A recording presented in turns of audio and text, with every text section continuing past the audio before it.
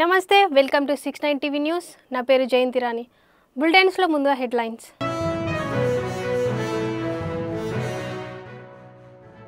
Visakha steel plant ప్రైవేటీకరణపై కేంద్ర ప్రభుత్వం స్పష్టతనివ్వాలి plant ప్రైవేటీకరణకు వ్యతిరేకంగా దీక్ష చేపట్టిన ఏపీసీసీ అధ్యక్షురాలు షర్మిల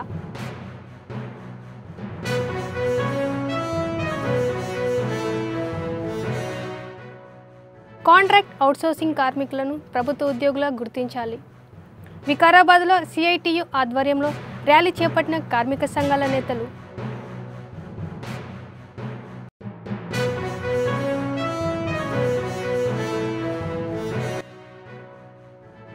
చెర్లపల్లి రైల్వే స్టేషన్లో ప్రయాణికులకు మరింత మెరుగైన భద్రత చర్యలు రాష్ట్ర ప్రభుత్వ సహకారంతో చోరీలు నివారిస్తామన్న ఐజీ అరోమా సింగ్ ఠాకూర్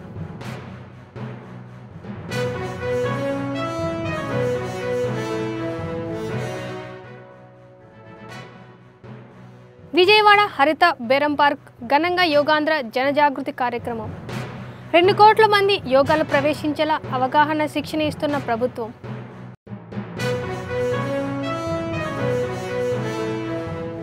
ఇక డీటెయిల్స్లోకి వెళ్తే విశాఖ స్టీల్ ప్లాంట్ ప్రైవేటీకరణకు వ్యతిరేకంగా ఏపీసీసీ అధ్యక్షురాలు షర్మిల నిహారదీక్ష చేపట్టారు కుర్నాపాలెం కూడలిలో ఉక్కు పరీక్షణ పోరాట కమిటీ చేపట్టిన దీక్ష శిబిరాన్ని సందర్శించి గతంలో తాను ప్రకటించిన మాదిరిగా దీక్షకు దిగారు ఈ సందర్భంగా షర్మిల మాట్లాడుతూ తొలగించిన 2000 మంది కాంట్రాక్ట్ కార్మికులను తక్షణం విధుల్లోకి తీసుకోవాలని ఈ సందర్భంగా ఆమె డిమాండ్ చేశారు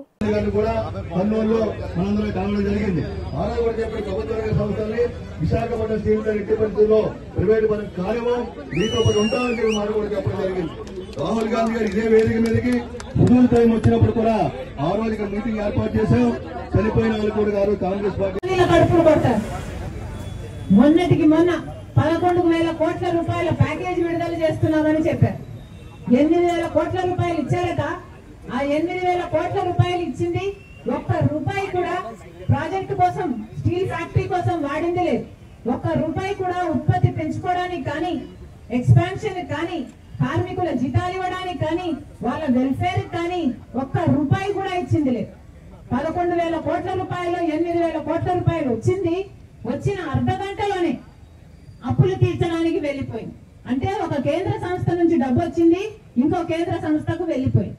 మరి ఏం ఉద్ధరించినట్టు బీజేపీ పార్టీ? ఇంకా ఇవ్వాల్సింది 3,000 కోట్ల రూపాయలు. ఆ 3,000 కోట్ల రూపాయలు కూడా ఎప్పుడు ఇస్తారట? ఇక్కడ 5,000 మంది ఉద్యోగాలు పీకేస్తే అప్పుడు ఆ 3,000 కోట్ల రూపాయలు విడుదల చేస్తారట. ఇది ఎక్కడి న్యాయం అని అడుగుతున్నాం. ఇప్పటికి 2,000 మంది ఉద్యోగాలను తీసేశారు. ఒకరు కాదు, ఇద్దరు కాదు, 100 కాదు, 200 కాదు, 2,000 మంది ఉద్యోగాలు అంటే వాళ్ళ కుటుంబాలు వాళ్ళ మీద ఆధారపడి ఉంటాయి. 10,000 మంది జీవితాలను ఎఫెక్ట్ చేసే డిసిజన్ ఎట్లా పడితే అట్లా, ఒక పద్ధతి లేదు, ఒక ప్రొసీజర్ లేదు, ఎందుకు తీస్తున్నారో చెప్పలేదు. 2,000 మంది దాదాపు 2,000 మంది ఉద్యోగాలు పీకేశారు. ఎక్కడి న్యాయం అని అడుగుతున్నా. ఎవరి ఉద్యోగాలు పీకేశారు? ఇక్కడ పని చేస్తున్న వాళ్ళ ఉద్యోగాలు పీకేశారు. ఇందాక ఒక అన్న చెప్తూ మాట్లాడారు, మేము భూములు ఇచ్చాము, ఇక్కడ మా పూర్వీకులు భూములు ఇచ్చారు, ఇక్కడ మా బ్రతుకులను ఇచ్చాము ఈ ఫ్యాక్టరీకి, మా రక్తాన్ని ఇచ్చాము ఈ ఫ్యాక్టరీకి. కానీ ఈ రోజు మాకేం చేస్తుంది ప్రభుత్వం అంటే ఇదే భూమి మీద కన్నేసి మమ్మల్ని ఉద్యోగాల నుంచి తీసేసి ఈ భూమిని అదాని లాంటి వాళ్ళ కట్టబెట్టాలని చూస్తుంది. ఇది అన్యాయం కాకపోతే దీన్ని ఏమనాలి? ఈ నాయకులు ఛాతిలో ఉన్నది గుండెనా బండనా? ఏమనాలి వీళ్ళని? మానవత్వం ఉంది అనుకోవాలనా? 2,000 మంది ఉద్యోగాలను తీసేశారు. ఇక రాబోయే 2-3 నెలల్లో ఇంకో 3,000 మంది ఉద్యోగాలు తీసేస్తారట. ఈ 5,000 మంది ఉద్యోగాలు తీయకపోతే అసలు ఆ 3,000 కోట్ల రూపాయలు ఇవ్వరట. కార్మికులకు కనీస వేతనాలు 26,000 ఇవ్వాలి కాంట్రాక్ట్ అవుట్సోర్సింగ్ ఉద్యోగ కార్మికులను ప్రభుత్వ ఉద్యోగులకు గుర్తించాలని వికారాబాద్ జిల్లా కేంద్రంలో వ్యవసాయ మార్కెట్ యార్డ్ నుండి ఆర్డీఓ ఆఫీసర్ వరకు సిఐటియు ఆధ్వర్యంలో కార్మికులు ర్యాలీ నిర్వహించారు. ఈ సందర్భంగా జిల్లా అధ్యక్షురాలు మహిపాల్ మాట్లాడుతూ దేశంలో రోజురోజుకు పెరుగుతున్న ధరలకు అనుగుణంగా కనీస వేతనాలు 26,000 అమలు చేయాలని 60 ఏళ్లు పైబడిన వారికి ప్రభుత్వ పెన్షన్ 9,000 చొప్పున ఇవ్వాలని డిమాండ్ చేశారు. ఈ కార్యక్రమంలో సిఐటియు యూనియన్ నాయకులు, కార్మికులు తదితరులు పాల్గొన్నారు.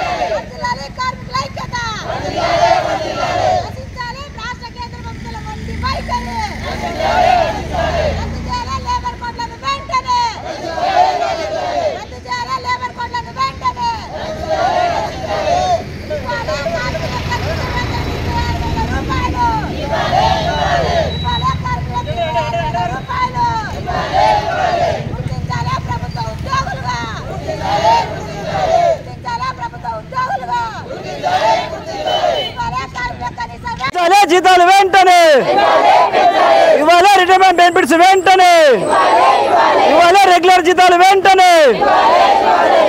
అందరికీ నమస్కారం. నా పేరు మహిపాలు, సిఐటి యూనియన్ జిల్లా అధ్యక్షుని. ఈరోజు రాష్ట్ర వ్యాప్తంగా దేశవ్యాప్తంగా కార్మికుల కనీస వేతనాలు లేకుండా ఈరోజు ఇబ్బంది పడుతున్న పరిస్థితి ఉంది. ఈరోజు దేశవ్యాప్తంగా మొన్ననే గ్యాస్ ధర 50 రూపాయలు పెరిగింది, డీజిల్ ధర 2 రూపాయలు పెరిగింది, పెట్రోల్ ధర రూపాయన్నర పెరిగింది. ఈరోజు పెరుగుతున్న ధరలకు అనుగుణంగా కనీస వేతనాలు అలాగే ఈరోజు పిఆర్సీ గవర్నమెంట్ ఉద్యోగులకు ప్రతి నెల పిఆర్సీ వస్తూ ఉంటుంది. ధరలు పెరుగుతున్న కొద్దీ గవర్నమెంట్ ఉద్యోగులకు, ఎమ్మెల్యేలకు, ఎంపీలకు ప్రతి ఒక్కరికి ఈరోజు పిఆర్సీ పెరుగుతూ ఉంటుంది. కానీ 40 ఏళ్ళ నుంచి 50 ఏళ్ళ నుంచి పనిచేస్తున్నటువంటి ఆశా వర్కర్లకు, అంగన్వాడీలకు, మున్సిపల్ కార్మికులకు, గ్రామ పంచాయతీ కార్మికులకు ఈరోజు కనీస వేతనం లేవు. జీతం ఎంత వస్తుందంటే ఈరోజు 14,000, 11,000 జీతం వస్తుంది, 9,000 జీతం వస్తున్నది ఆశా వర్కర్లకు. కాబట్టి కనీస వేతనాలకు ఈరోజు ఇంట్లో ఇద్దరు భార్య భర్త 2 పిల్లలు ఉంటే 22,000 జీతం ఇవ్వాలని చెప్పి చట్టం చెప్తా ఉన్నది. పక్కన గుజరాత్ రాష్ట్రంలో హైకోర్టు చెప్పింది కనీస వేతనాలు ఇవ్వాలని చెప్పి కూడా, సుప్రీంకోర్టు కూడా చెప్పింది ఖచ్చితంగా అమలు చేయాలని చెప్పి కూడా. మొన్న ఈరోజు పెరుగుతున్న ధరలకు అనుగుణంగా పార్లమెంటులో ఎమ్మెల్యేలు, పార్లమెంటులో ఎంపీలు, అసెంబ్లీలో ఎమ్మెల్యేలు చేతులు జీతం పెంచుకున్నారు. కానీ ఈరోజు ఓట్లేసుకొని గెలిచినటువంటి ఎమ్మెల్యేలు, ఎంపీలు జీతం పెంచుకున్నారు. కాబట్టి ఈరోజు పెరుగుతున్న ధరలకు అనుగుణంగా మనం కూడా కార్మిక జీతాలు ఇవ్వాలని అడుగుతూ ఉన్నాం. ఇప్పటికే మున్సిపల్ కార్మికులు పనిచేస్తూ ఉంటే వాళ్ళు కూడా సక్రమంగా జీతం వస్తలేదు. ఈరోజు వాళ్ళు రాత్రి పగల కష్టపడుతూ ఉంటే చాలా మంది మొన్న పాము గారు చచ్చిపోయారు, ఈరోజు ఆరోగ్యం మీద చచ్చిపోయిన పరిస్థితి ఉంది. ఆశా వర్గాలకు ఈరోజు 9,000 జీతం వస్తూ ఉంది, ఇబ్బంది పడుతున్న పరిస్థితి ఉంది. అంగన్వాడీలు పనిచేస్తూ ఉన్నారు, వాళ్ళకి సక్రమ జీతం సక్రమ రాని పరిస్థితి ఉంది. మేము ఒకటి డిమాండ్ చేస్తూ ఉన్నాం, అయ్యా ముఖ్యమంత్రి మన జిల్లా, ఈరోజు శాసనసభ స్పీకర్ మన జిల్లా. కాబట్టి వికారాబాద్లో ఈఎస్ఐ ఆసుపత్రి లేదు, ఎవరికైనా ఏమైనా అయితే హైదరాబాద్ పోవాలి, కానీ ఈఎస్ఐ ఆసుపత్రి వికారాబాద్ జిల్లాలో ఏర్పాటు చేయాలి. జలసాలకు అలవాటు పడి అక్రమ సంపాదన లక్ష్యంగా ఇళ్లలో చోర్లకు పాల్పడుతున్న 2 పాత నేరస్తులను మేడ్చల్ పోలీసులు అరెస్టు చేశారు. సురారం కాలనీకి చెందిన హరిబాబు, సూర్యలను అరెస్టు చేసినట్లు మేడ్చల్ ఏసీపీ శంకర్ రెడ్డి తెలిపారు. వీరిపై పలు పోలీస్ స్టేషన్ల పరిధిలో దొంగతనం కేసులు ఉన్నట్లు, ఈ మధ్యకాలంలో జైలు శిక్ష అనుభవించి వచ్చినట్లు తెలిపారు. వారి వద్ద నుంచి 14 తులాల బంగారం, కేజీ వెండి, 3 ద్విచక్ర వాహనాలు స్వాధీనం చేసుకుని రిమాండ్లకు తరలిస్తామని ఏసీపీ శంకర్ రెడ్డి తెలిపారు.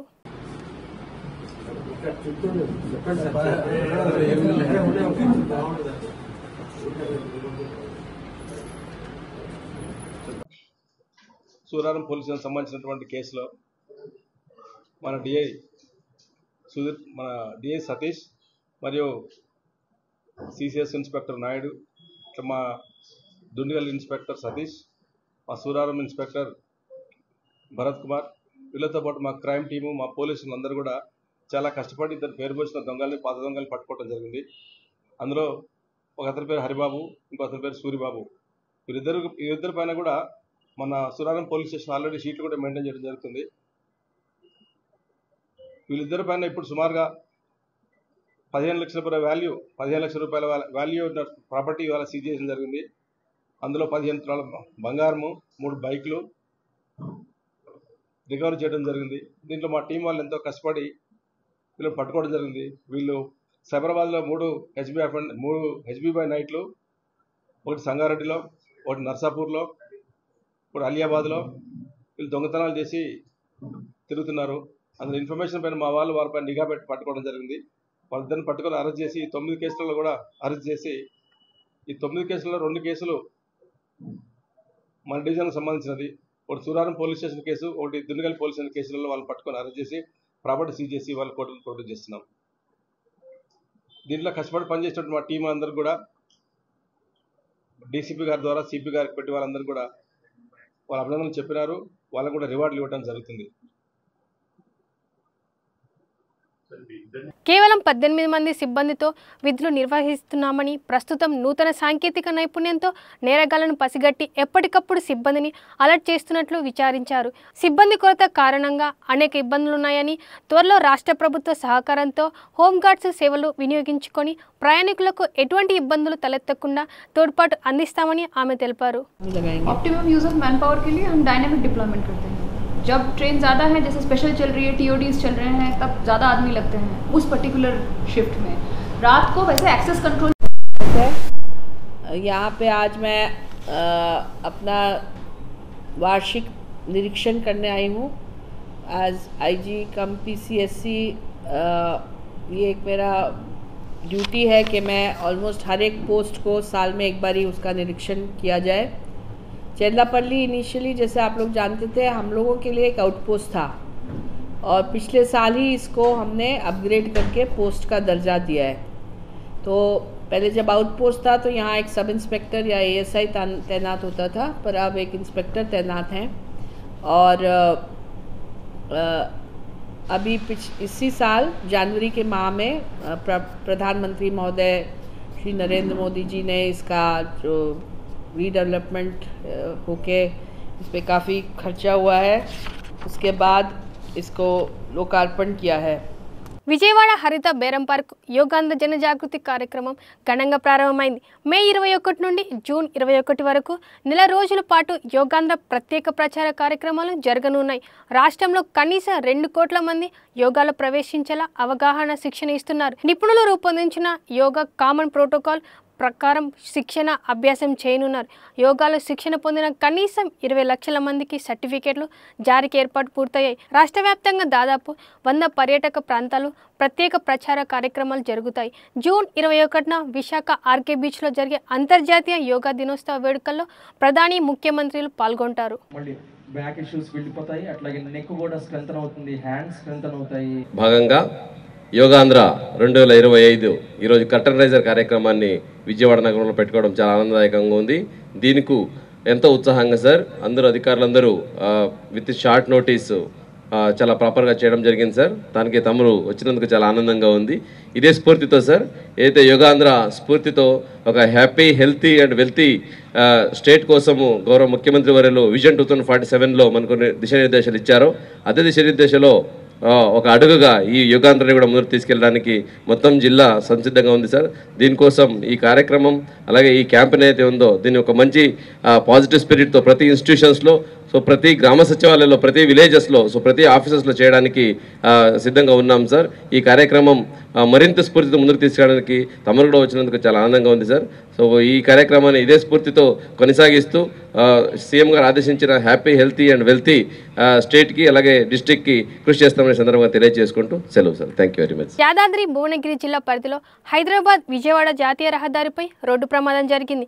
చౌటుప్పల్ మండలం బొర్రెలగూడెం సమీపంలో ముందు వెళ్తున్న భారీ కంటైనర్ని వెనుక నుంచి వచ్చిన ప్రైవేట్ బస్సు ఢీకొట్టింది. ఈ బస్ ప్రమాదంలో బస్ డ్రైవర్ సహా పలువురికి ప్రయాణికులు గాయాలయ్యాయి. దీంతో విజయవాడ వైపు భారీగా ట్రాఫిక్ జామ్ ఏర్పడింది.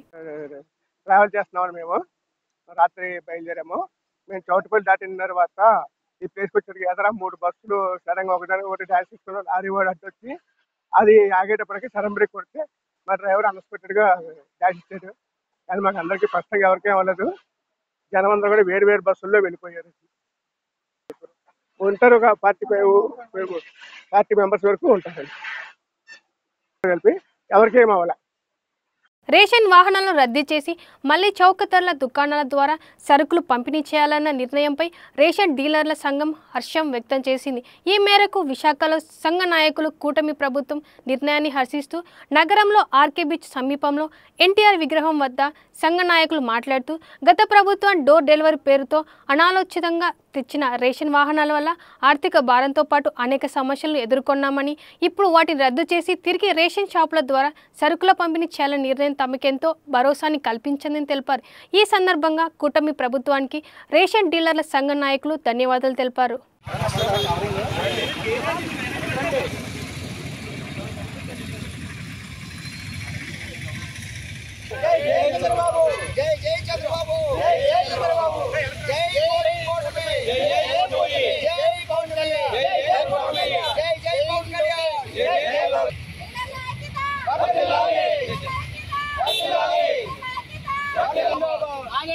ఈ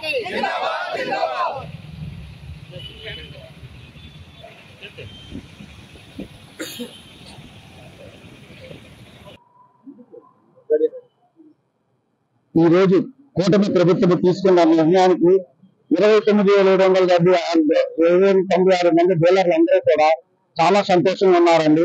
ఈ సంతోషంలో మాకు ఈ ఉపకారం గురించి మేము అందరూ కూడా ఈ రోజు పాలాభిషేకం చేయడం జరిగిందండి. ఇది మేము అందరం కూడా కూటమి ప్రభుత్వానికి ఎంతో కూడా కృతజ్ఞతగా ఉంటామండి. ప్రభుత్వానికి కూడా చాలా మంచి పేరు తీసుకొచ్చి మేము చాలా కష్టపడి చేస్తామనేసి మీకు మరోసారి ఈ సభాముఖంగా కూడా మేము తెలియపరచుకుంటున్నాం. మేము డీలర్ గా ఉనికి కోల్పోయామండి. మేము ఓన్లీ స్టాకిస్ట్ గా ఉన్నామండి. ఈ రోజు మేమే డీలర్లు, మేమే స్టాకిస్టులు, మేమే డిస్ట్రిబ్యూటర్ అంతా మేమే కాబట్టి మాకు మా ఉనికిని కాపాడడానికి ఈ గవర్నమెంట్ మంచి డిసిషన్ తీసుకు అవకాశం ఇచ్చిందండి.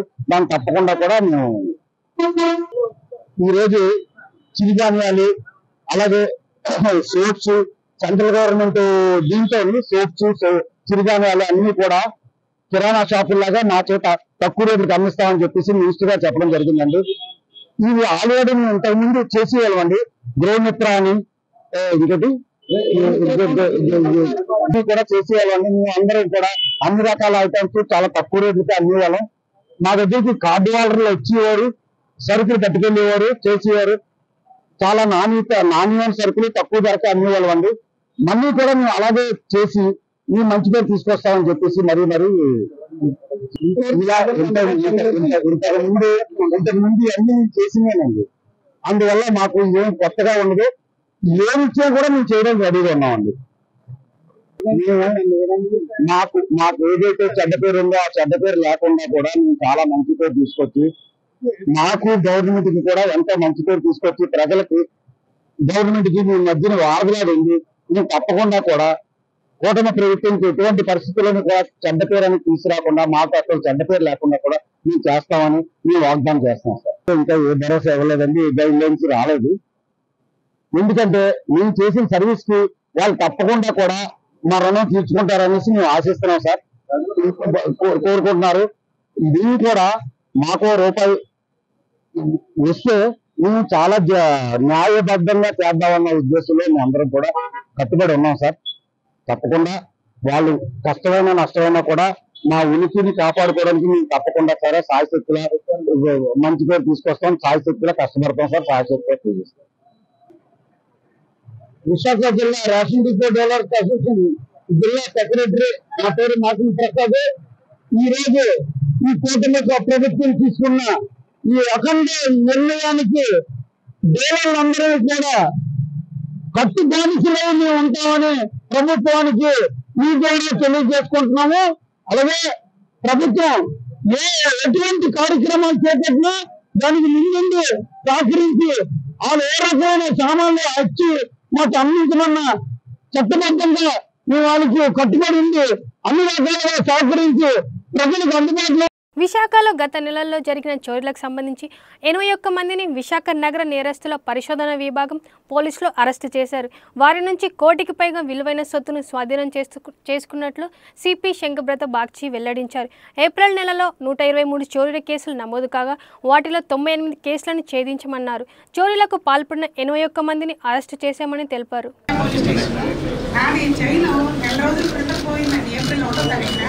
నాకు సాయంత్రానికే మా సార్ రికవరీ చేయించి మీ డిఎస్పీ గారు, ఎస్పీ గారు ఆధ్వర్యంలో, సిపి గారి ఆధ్వర్యంలో మీకు ఇప్పిస్తానమ్మా, మీ చైన్ మీకు దొరికింది అని చెప్పి చెప్పడం జరిగింది. ఎంత సంతోషాన్ని నేను పొందుతానని నేను అనుకోలేనండి. ఇదంతా కూడా విశాఖపట్నం పోలీసుల ఆధ్వర్యంలో జరిగిన గొప్ప కార్యం. వన్ డే 24 అవర్స్ తిరగకుండా డీసీపీ గారి ఆధ్వర్యంలోనూ మా కమిషనర్ గారి ఆధ్వర్యంలో నా వస్తువు నాకు దొరికినందుకు చాలా సంతోషంగా ఉంది. అనేది చాలా వాల్యుబుల్ అండి మన లైఫ్లో.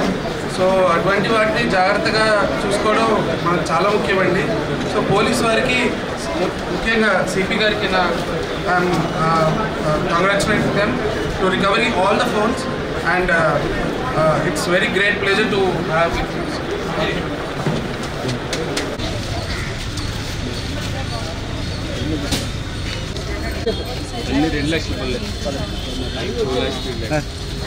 పడిపోయిన తర్వాత నేను అన్ని 2 కంప్లీట్ అవ్వడం జరిగింది. పర్సనల్ పొద్దున సివిల్ ఎస్ఐ గారు ఇద్దరు కానిస్టేబుల్ ఇచ్చి మా ఇంటి సీసీ కెమెరా అన్ని చెక్ చేయించారు. చెక్ చేసి మొత్తం ఎంక్వైరీ చేయించి సీఏ గారు ఆదివారంలో మొత్తం సివిల్ ఎస్ఐ గారు, అర్జు గారు, హఫీజ్ గారు ఆ ఒడిశా కోరపుట్ వెళ్ళి నా బండిని తీసుకొని రావడం జరిగింది. Thank you so much sir. Service thank you so much sir. 2.5 lakhs sir. ఈ బైకా సార్?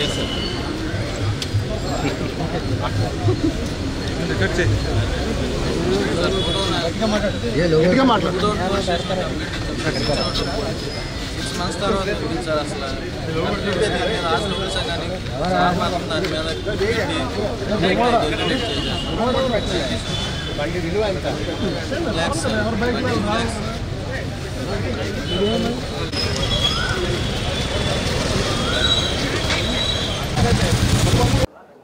అందరికీ నమస్కారము. మనం ఫస్ట్ టైం మొట్టమొదటిసారిగా వైజాగ్ సిటీ పోలీస్ ఒక నెలలో 1 కోటి కంటే ఎక్కువ విలువైన stolen property, missing property recover చేశారండి. ఈసారి 1,53,580 రూపాయల విలువైన వస్తువులు మేము రికవర్ చేశాము. 1 robbery case, 5 day HB case, 5 night HB case, 10 snatching case, 24 motor cycle theft case, మిగిలిన 23 దొంగతనం కేసు, మొత్తం 98 కేసు డిటెక్ట్ చేయడం జరిగింది. 81 అఫెండర్స్ని అరెస్ట్ చేసి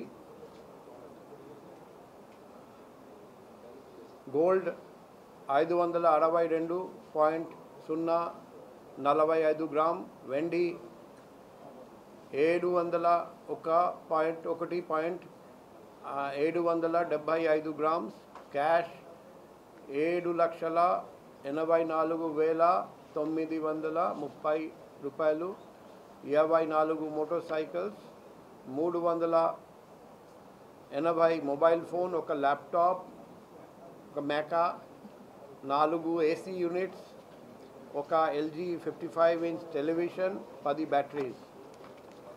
సో నేను ఇది ఒక రికార్డ్ సృష్టించిన Visakhapatnam city police crime wing, అది మన డీసీపీ గారి ఆధ్వర్యంలో ADCP, ACP, all inspectors, sub inspectors, all police officers and men and home guards crime వింగ్లో పనిచేస్తున్న అందరికీ ఈ సందర్భంగా అభినందనలు తెలియజేస్తున్నాం.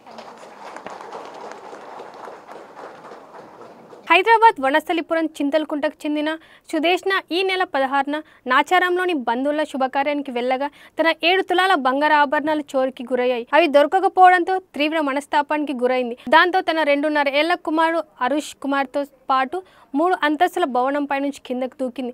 ప్రమాదంలో ఆమెకు తీవ్రంగా గాయమైంది. బంధువులు వెంటనే స్థానిక ఆసుపత్రికి తరలించగా చికిత్స పొందుతూ మృతి చెందింది. బాబు అదుష్ స్వల్ప గాయాలతో బయటపడ్డాడు.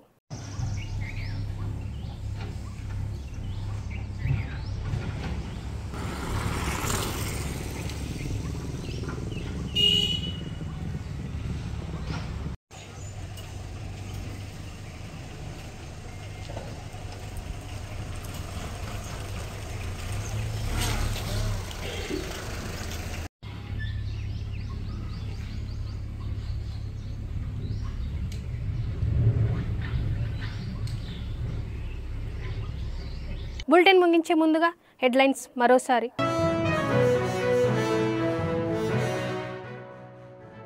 విశాఖ స్టీల్ ప్లాంట్ ప్రైవేటీకరణపై కేంద్ర ప్రభుత్వం స్పష్టతనివ్వాలి. ప్లాంట్ ప్రైవేటీకరణకు వ్యతిరేకంగా దీక్ష చేపట్టిన ఏపీసీసీ అధ్యక్షురాలు షర్మిల.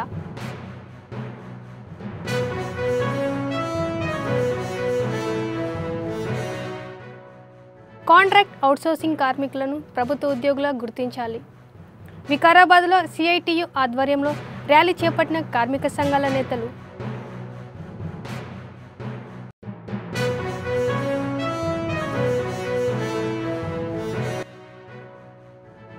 చెర్లపల్లి రైల్వే స్టేషన్లో ప్రయాణికులకు మరింత మెరుగైన భద్రత చర్యలు. రాష్ట్ర ప్రభుత్వ సహకారంతో చోరీలు నివారిస్తామన్న ఐజీ అరోమా సింగ్ ఠాకూర్.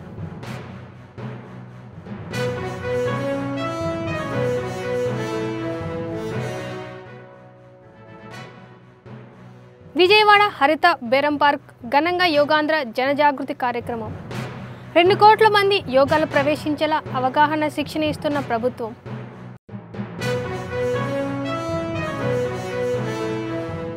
ఇవి బులెటిన్ విశేషాలు. మరిన్ని అప్డేట్ కోసం చూస్తూనే ఉండండి 69 టీవీ న్యూస్.